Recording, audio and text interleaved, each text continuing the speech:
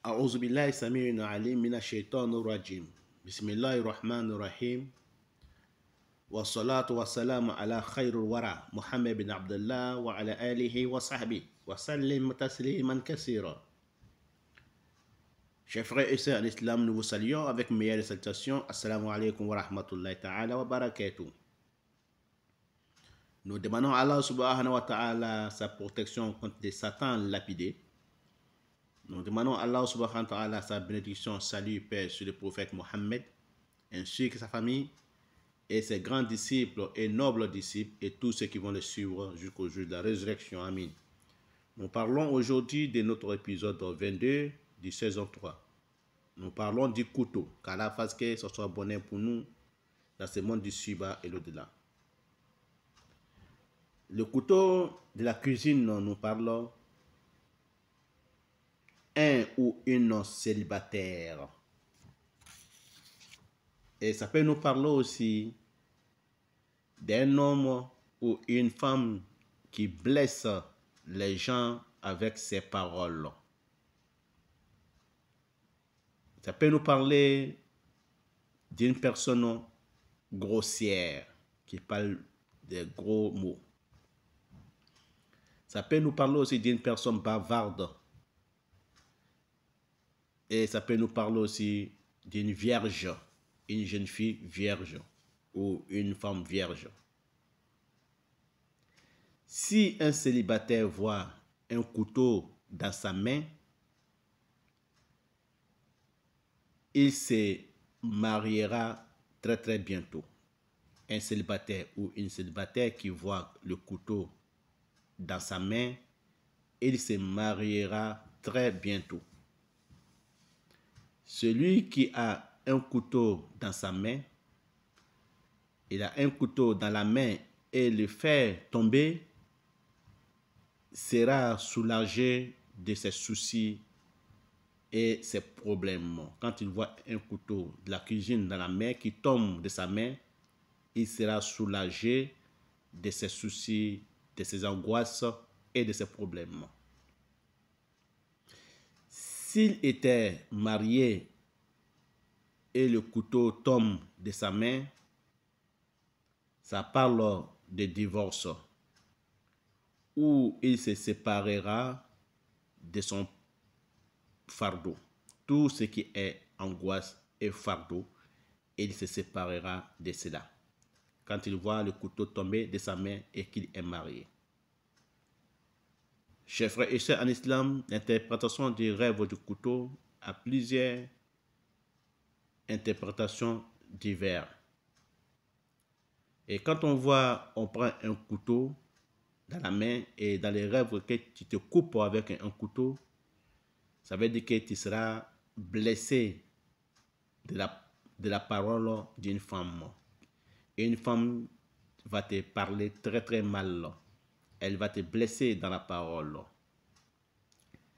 Si tu as le couteau et que tu vois quelqu'un t'a poignardé avec le couteau dans le ventre ou n'importe quelle partie de ton corps, ça veut dire que tu auras sur ton dos une trahison.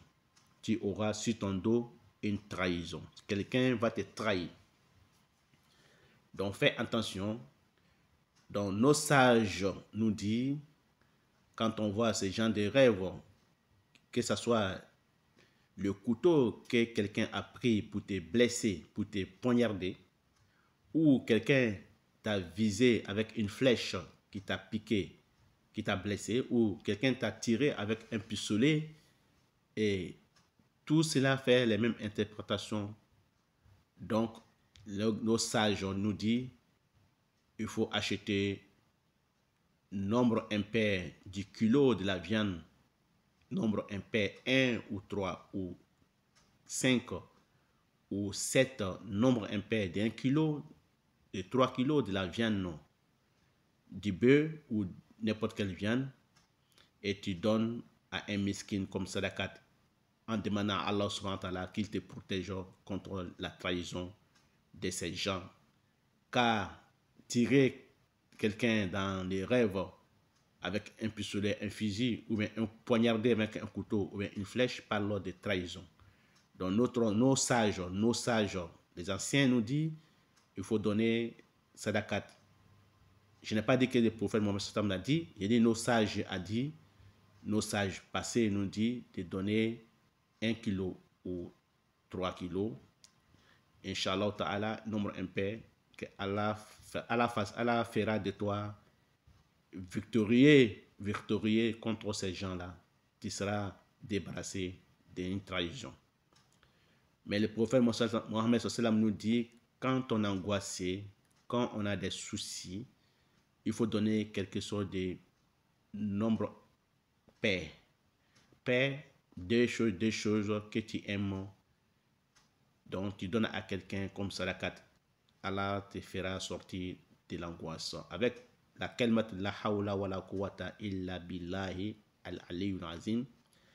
Avec hasbi Allahu wa ni'mal wakil. Ces deux doigts-là, quand tu fais ces doigts, Allah va te débarrasser de l'angoisse et du mal de tes ennemis.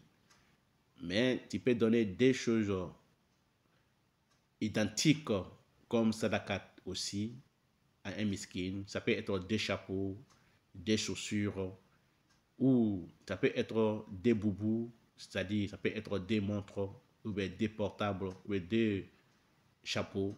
Ça dépend des moyens que tu as. Tu donnes comme sadakat. Allah va te débarrasser de tes problèmes et des soucis. N'oubliez pas la hawla wa la quwwata illa billah al-aliyyu al-azim. N'oubliez pas hasbi Allahu wa ni'mal wakil. Donc tout cela nous fait débarrasser de nos soucis, de nos problèmes. Qu'Allah fasse que ce soit bonheur pour moi et pour vous dans ces mois de ci-bas et l'au-delà. Donc nous allons nous retrouver Inch'Allah sur notre 23e épisode, saison 3.